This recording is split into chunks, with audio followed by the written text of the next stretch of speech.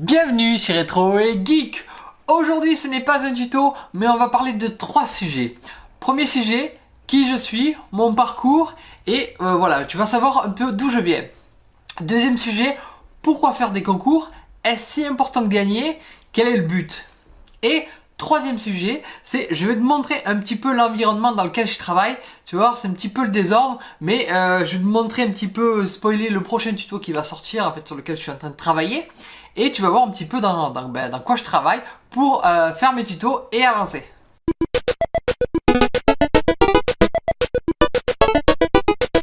Je me présente, je m'appelle Guillaume, je suis développeur informatique et je vais t'expliquer mon parcours. Alors j'ai fait un bac STI électronique, je crois que ça a changé de nom maintenant. Puis après j'ai enchaîné avec un BTS technico-commercial. Car en fait je voulais changer un petit peu de l'électronique, je voulais un petit peu changer de mode et un petit peu me pousser. Et en fait j'ai terminé, j'ai trouvé un DU en informatique, ce qui était ma passion de base et que j'avais pas pu faire à cause de mes mauvaises notes à maths auparavant. Mais voilà, j'ai réussi à récupérer cette partie informatique que je pouvais pas faire de base parce que ben voilà, tu es pas bon en maths, on te disait ben non, tu vas pas faire l'informatique, alors que ça a rien à voir, c'est plus une question logique d'amener les choses et de savoir écrire différemment les choses. Et j'ai été développeur dans une société de e-commerce, une société qui vend des vêtements pendant 6 ans. Et j'ai démissionné l'année dernière, en octobre 2016, car en fait j'avais fait un petit peu le tour là où j'étais, mes perspectives d'évolution, ça allait pas là où je voulais aller. Et j'avais un petit truc à moi qui me disait allez, il faut te lancer, tu as plein de projets, tu veux créer des prototypes, te lancer sur Kickstarter et tout ça. Et bon voilà, il y avait quelque chose qui me manquait, que j'ai perdu en fait là où je travaillais. Et que j'avais eu un petit peu à un moment donné, j'avais pas mal de pouvoir, pas mal de clés et je pouvais créer pas mal de projets de A à Z, on me faisait entièrement confiance et puis au fur et à mesure des années, il y a des choses qui sont passées, il y a des évolutions et voilà, c'est comme ça, on peut pas faire autrement. Et donc je suis parti de cette société pour me lancer entre guillemets seul, hein. Là je suis dans le bureau d'un ami et qui m'a fait une place, en fait une petite place, pour pouvoir travailler ensemble sur des projets, car lui il est graphiste, donc il a beaucoup plus graphiste et il s'occupe de tout ce qui est marketing, commercial, enfin c'est son domaine, et moi c'est le code informatique et puis là créer des objets avec tout ça. Donc vraiment le but de Rétro et Geek, c'est de me faire connaître et après pouvoir proposer à des sociétés des choses innovantes, des choses qui changent un petit peu de l'ordinaire surtout. C'est ça qui est intéressant et c'est pour ça en fait que je crée un peu ma structure pour pouvoir montrer que on peut faire de grandes choses avec souvent des moyens un peu plus petits que des grosses sociétés. On peut y arriver, donc il suffit d'être un petit peu malin et une petite équipe dit on peut vraiment dépasser, on peut faire des grandes choses. Deuxième sujet, pourquoi participer à des concours? Alors je fais actuellement des concours sur We Are Maker, donc chacun a un petit peu des thèmes différents ou des visions différentes. Là je viens de faire un tuto de bricolage avec Laura Merlin et We Are Maker, le prochain tuto c'est électronique avec We Are Maker. Et donc, pourquoi participer au tuto? Et est-ce que le but c'est vraiment de gagner? Bien sûr que là le tuto que j'ai fait là en fait avec l'Arche, etc. On a tous envie de gagner. En fait, c'est une journée dans un Fab Lab à Paris, une journée complète, tout payé. Donc bien sûr que mon but c'est quand même de gagner.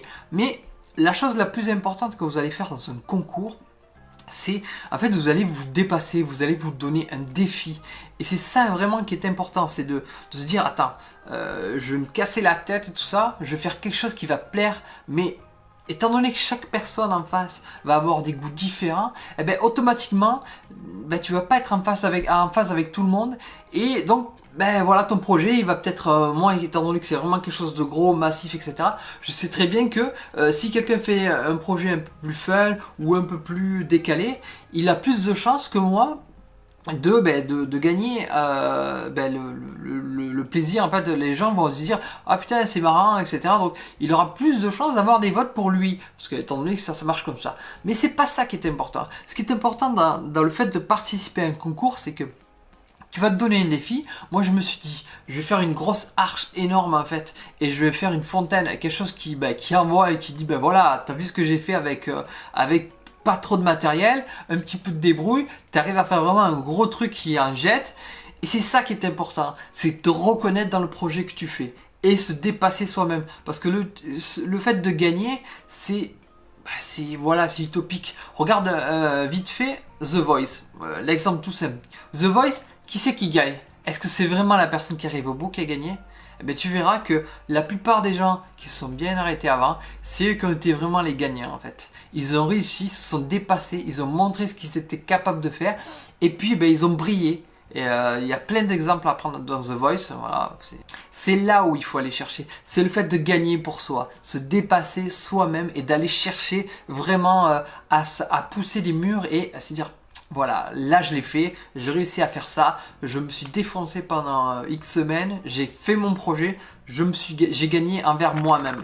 Et c'est ça qui est important dans tous les projets, dans tous les concours que vous allez faire, c'est de se dire putain, je suis fier de ce que j'ai fait. Voilà. Et troisième sujet, un des importants en fait, c'est que tu vas voir vraiment mon bazar là, qu'il y a sur mon bureau, et un petit peu, voilà, mon matériel, ce que j'ai autour de moi, pour pouvoir travailler vite fait.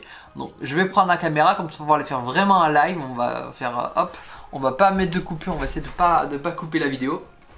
Alors, hop, on prend mon petit appareil photo, hop, je vais tourner l'écran pour voir tout ça, et je vais tourner le micro aussi, pour que tu m'entendes. On va montrer aussi le sol parce que le sol ici il est pas... Enfin ça le plus important, même si tu sois dans un garage, peu importe dans un grenier, c'est là où tu vas le mieux travailler en fait. C'est pas parce que tu as beaucoup de matériel que voilà. Donc, qu'est-ce qu'on voit ici? On voit mon petit futur projet pour Halloween. Donc tu vois, il y a pas mal de fils dans tous les sens. Et donc voilà, là j'ai terminé le code en fait pour qui répond à ce que je veux. Par contre, il va falloir que je le teste réellement.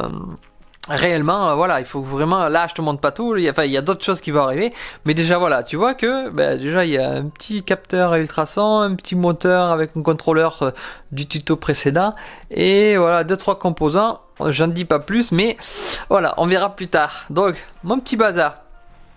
Donc qu'est-ce que j'ai? Voilà, fer à souder, multimètre, une carte Arduino, des ultrasons, des cartes RFID, c'est vraiment le bazar, j'ai pas rangé du tout, c'est vraiment, je te montre vraiment tel que l'environnement dans lequel j'aime bien travailler, même si de temps en temps je fais du rangement. Et donc, j'ai le matériel basique, c'est fer à souder, pinces, des pinces dans tous les sens, et des modules, des fils, et on va passer, regarde, j'ai ici, pof, je vais enlever le... Ça c'est du matos chinois, hop, des cartes électroniques. Qu'est-ce que j'ai? J'ai une petite imprimante, une Prusa i3, je sais pas si on dit comme ça, avec un petit écran, une petite carte, etc. C'est un petit peu le bordel, hein, c'est un petit peu le bazar. Et donc, voilà, donc avec quoi je travaille, j'ai une imprimante 3D ici. Après, il te faut un fer à souder, des petits trucs basiques, une pince, du carton, du bois. Et bien sûr, des composants que tu commandes en grosse quantité, parce que ça revient pas cher. Des fils et tout ça. Je pense que je ferai de temps en temps des petits reviews de ce que j'ai en matos. Et ici, j'ai mon petit tiroir, en fait, mon petit trésor. Et ici, alors là, c'est vraiment la caverne d'Alibaba. J'ai de tout, j'ai des LED, j'ai des modules, des power down, des power up pour monter la tension. Des contrôleurs de moteur, des affichages, des afficheurs, des capteurs. Ça c'est une carte relais. Enfin, c'est pas une carte relais, c'est une carte pour pouvoir contrôler jusqu'à, je crois, 12 cerveaux en même temps. Donc j'ai pris ça pour un projet que j'aimerais faire plus tard. Il y a vraiment de quoi faire, en fait, c'est vraiment une caverne d'Alibaba. Même tu vois des petits joysticks pour pouvoir faire des projets. J'ai des petits trucs aussi qui arriveront sur ça. Ça, c'est une carte un petit peu spéciale, en fait. Ça te permet de jouer des MP3 en fait, et de pouvoir les contrôler avec un fil en fait. Il y a un fil sur lequel tu vas envoyer un courant électrique et ça va jouer la musique que tu désires en fait. Un petit circle RGB en fait, LED, un petit buzzer, un petit ampli. Hop. Ici encore c'est pareil. Là niveau composants, là j'ai des SMD, des régulateurs de tension. Ici j'ai plein de résistance et des capaciteurs. Des condensateurs, des écrans, des fiches, des moteurs. Ça c'est une petite pompe. Ça c'est une petite pompe. Ça peut-être ça sortira sur un projet. Je sais pas si on voit. Voilà, là on voit. Hop. C'est vraiment un petit peu le bazar. Des fiches pour pouvoir mettre 12 volts, 5 volts, des jacks, des petits moteurs avec des petites hélices, des actionneurs, je sais pas comment on appelle ça exactement, pour pouvoir laisser passer ou non l'air, ce que tu veux. Ça verra plus tard. Là on voit des afficheurs aussi, des moteurs pas à pas. Là il y a des cartes, on voit des cartes pour prototyper là-dessous. Hop, un petit matrice RGB. C'est vraiment le bazar. Là, j'ai plein de potentiomètres pour un projet. J'en ai commandé pas mal. Ça, c'est pour des LED. Je te montre vraiment les entrailles. Donc ici, Raspberry Pi, qui nous servira dans un projet plus tard. Des vis, une loupe pour travailler, des boîtes pour ranger des composants que je n'utilise pas pour le moment, mais que je devrais utiliser. Ici, hop, du câble électrique. 1 kg, HDMI, un petit projet que je devrais continuer, de la bobine de fil pour imprimante, on a vu des vis hélicoïdales en dessous.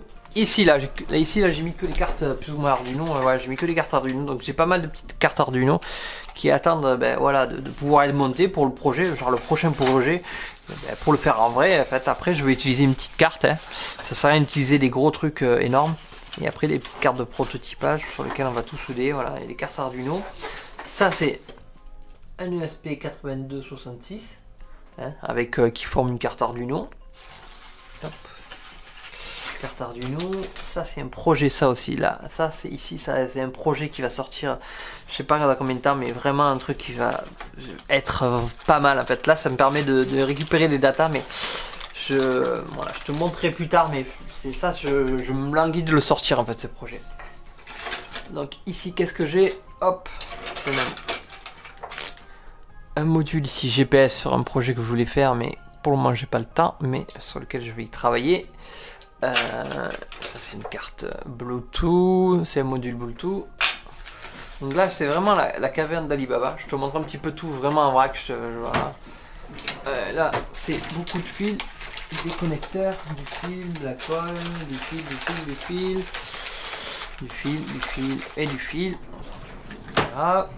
Ici pareil, j'ai encore des modules. Là c'est des connecteurs. Là c'est des kilos de cerveau pour un projet.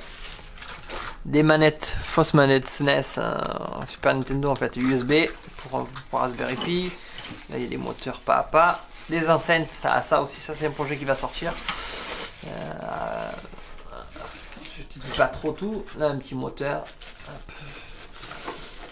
Hop. Là j'ai un cube à monter, en fait une cube LED, square LED à monter que j'ai toujours pas fait. Voilà. Là il y a plein de... Voilà, ça j'ai acheté des kilos de mini afficheurs comme dans les tutos. Ça peut être vraiment utile dans n'importe quel projet. Et on va regarder, hop, dernier truc. Je crois qu'il n'y a pas grand chose d'intéressant. Il y a des câbles. Ah si, il y a ça aussi qui va arriver. Ça va arriver. Ça c'est un choker. Mais avec un projet, ça peut être pas mal. Les hélices. Et puis du fil. Voilà. Donc je t'ai fait vraiment un review. Vite fait en fait de ce que j'ai. Voilà, j'ai une imprimante 3D que, sur laquelle je l'ai utilisé un petit peu là, elle dort pendant, ça fait un petit moment qu'elle dort. Et tu vois vraiment, t'as pas besoin d'avoir un espace énorme, t'as juste besoin d'avoir un bureau. Voilà, moi j'ai 2 écrans pour avoir un peu plus de confort. De quoi souder, voilà, ce qu'il faut pour l'électronique. Et puis c'est tout, en fait, il te faut que des composants, il n'y a pas besoin d'avoir un truc énorme pour pouvoir faire tes projets, voilà. Donc là tu vois les entrailles, tu vois vraiment, c'est un petit peu secret en fait, j'ai une boîte à plein de composants. Un petit peu, voilà, dans quoi je travaille et qu'est-ce qu'il y a autour de mon bureau quand je te montre, voilà, ce que je suis en train de faire. On a terminé cette vidéo en fait où je présente un petit peu ce que je fais et je réponds à quelques questions et je te donne un petit peu mon ressenti et on parle un petit peu ensemble. Le but c'est que toi aussi tu poses des questions en fait, parce que j'ai essayé d'être très généraliste. Donc n'hésite pas toi à poser des questions dans les commentaires. C'est comme ça en fait que il y a de l'échange et c'est ce que je cherche aussi aussi dans le fait de faire des vidéos, c'est d'échanger des avis, des questions, en fait répondre à des questions, et c'est ça qui est intéressant en fait dans le fait de créer des projets. Voilà, donc n'hésite pas, mets un commentaire et j'essayerai d'y répondre au mieux. Comme d'habitude, n'hésite pas à partager la vidéo si tu penses que ça peut intéresser quelqu'un, car c'est avec le partage qu'on avance et qu'on évolue et qu'on arrive à se donner en fait des challenges pour se dépasser. Moi je te dis à très bientôt pour une nouvelle vidéo. Ciao!